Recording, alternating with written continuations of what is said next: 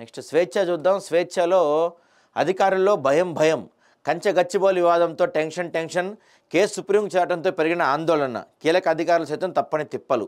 Next రాజకీయ రణస్థలం అంట. ఈ హెచ్సియు భూముల గురించి రాశారు. కేటీఆర్ సెల్ఫ్ గోల్, ఇరకాటంలో బీజేపీ మంత్రుల మౌనరాగం అని ఏదో ఒక స్పెషల్ ఆర్టికల్ రాసినట్టున్నారు. చూద్దాం మనం దిశలో తర్వాత. ఇక రేపటి నుంచి భూభారతి పైలట్ ప్రాజెక్టుగా 3 మండలాలు, ప్రజలు రైతుల సూచనల సేకరణ. ఉగ్రదాడి జరగచ్చంటండి తొందరలో. కేంద్ర నిఘా వర్గాల సమాచారం అంటే వాళ్ళు అప్రమత్తం చేస్తారు కదా మనల్ని.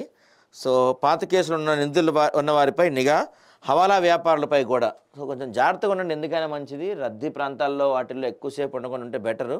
ఎందుకంటే ఇంటెలిజెన్స్ అలర్ట్ చేసింది కాబట్టి కొంచెం మనం సేఫ్గా ఉంటాం, బెటర్.